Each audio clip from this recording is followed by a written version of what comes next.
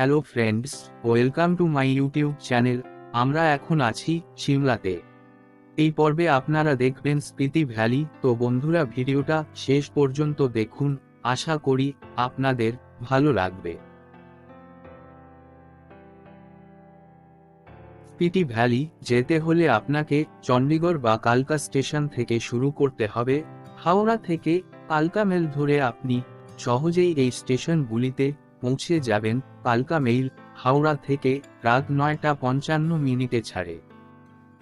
Spiti valley ও কিন্নরের রুটগুলি হল সিমলা, কুফরি, নারকান্দা, সারাহান, রামপুর, সংলা, চিতকুল, কল্পা কিন্নর, নাকো, তাবো, কাজা হয়ে মানালি। অনেকে কল্পা কিন্নর করেই চণ্ডীগড়ে চলে আসেন।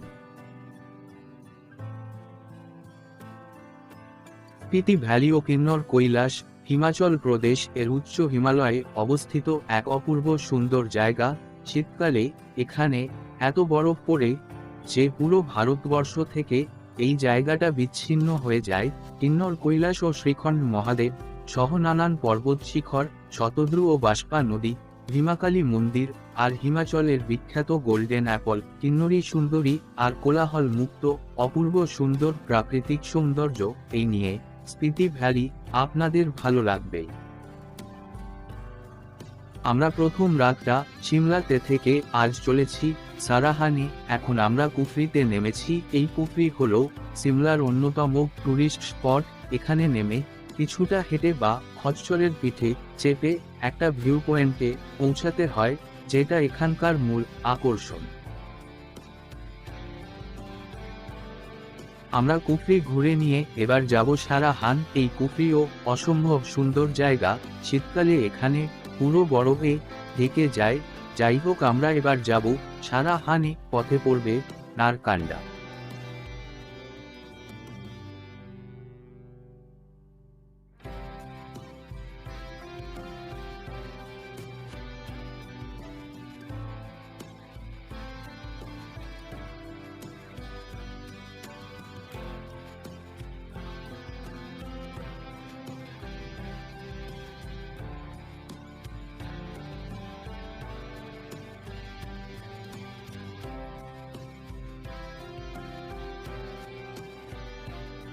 আমরা এবার চলেছি সারাহান।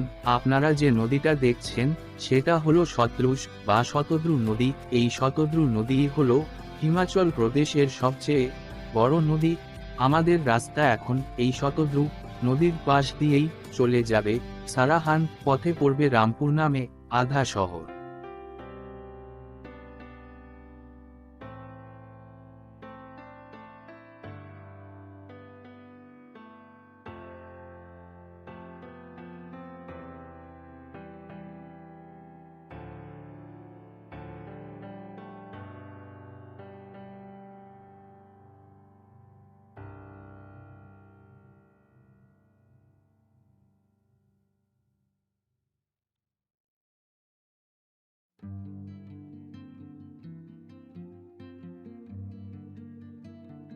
আমরা এসে পৌঁছেছি সারাহান। ওই দূরে দেখা যায় শ্রীখণ্ড মহাদেব পর্বত ও তার পারিষদ বর্গদের। ঠান্ডা বেশ ভালোই লাগছে। 180 ডিগ্রি বৃষ্টিত শ্রীখণ্ড পর্বতমালাকে যেন হাত বাড়ালেই ছোঁয়া যায়। অসাধারণ অনুভূতি।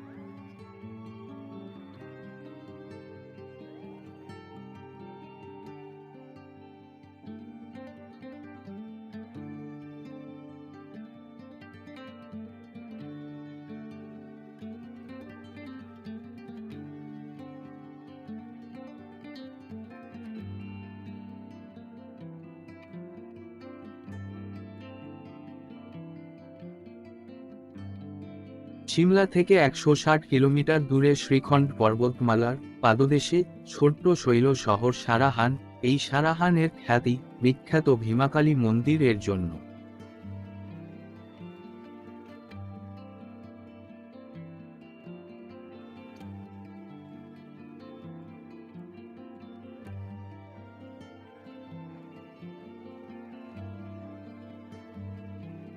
এই হলো ভীমাকালীর মন্দির। এই মন্দির 51 সতীপীঠের একটি। কথিত আছে এখানে দেবীর কান পড়েছিল, তাই মনে করা হয় ভক্তদের প্রার্থনা সরাসরি দেবীর কানে পৌঁছে যায়। খুব জাগ্রত মন্দির। মন্দিরের ভিতর ক্যামেরা নিয়ে যাওয়া যায় না, আর মন্দিরে ঢুকতে হলে মাথায় কাপড় বেঁধে ঢুকতে হয়।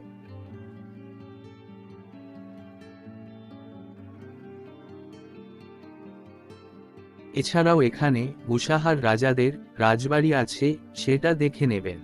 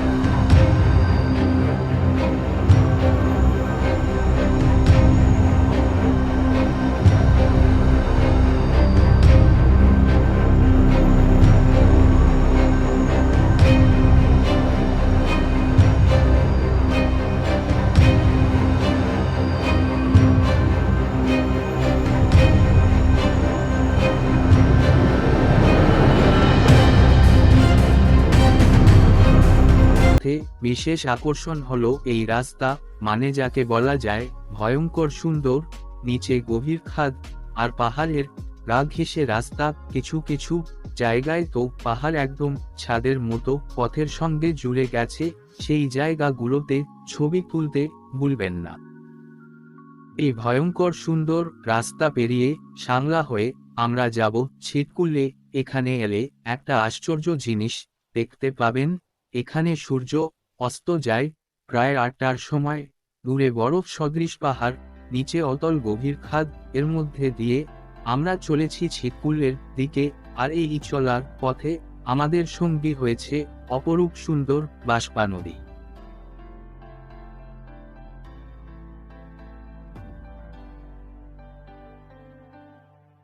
এই হলো ছিটকুল, ভারতবর্ষের শেষ গ্রাম ছিটকুল। এখান থেকে তিব্বত 40 কিলোমিটার। এটাই হলো ভারতবর্ষের দিকে শেষ গ্রাম। এরপর আছে 3টি চেকপোস্ট। প্রথম চেকপোস্ট পর্যন্ত পর্যটকদের যাওয়ার অনুমতি দেয়, চাইলে সেখান থেকেও ঘুরে আসতে পারবেন। চারিদিকে উঁচু উঁচু বরফের পাহাড়, নিচ দিয়ে বয়ে চলা নীল জলরাশির বাঁশপা নদী, কোলাহলমুক্ত প্রকৃতি, 30 থেকে 35টি ঘরবাড়ি নিয়ে ছবির মতো সুন্দর এক গ্রামের নাম ছিটকুল। এখানে আপনি মনের মতো যেখানে ইচ্ছা সেখানে ঘুরে বেড়াতে পারবেন।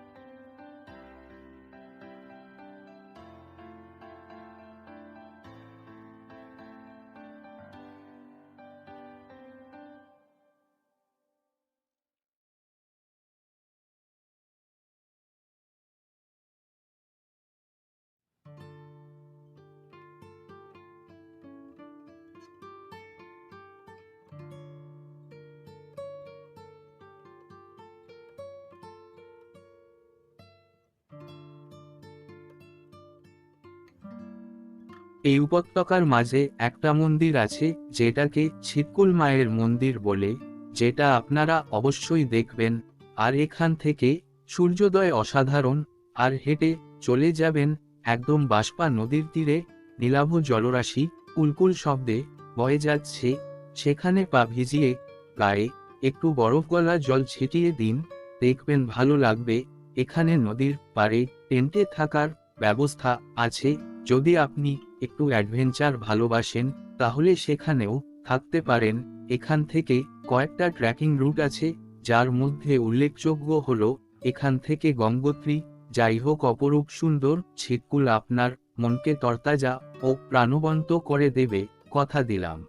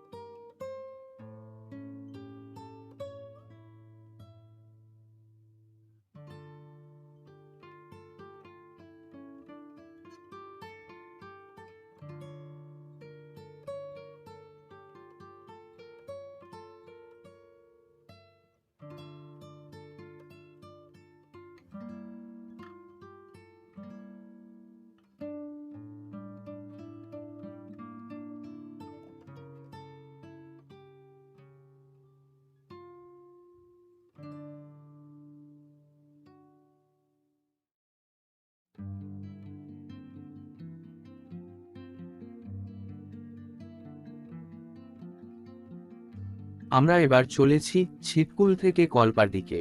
এই কল্পা যাওয়ার রাস্তাটাও অসাধারণ সুন্দর।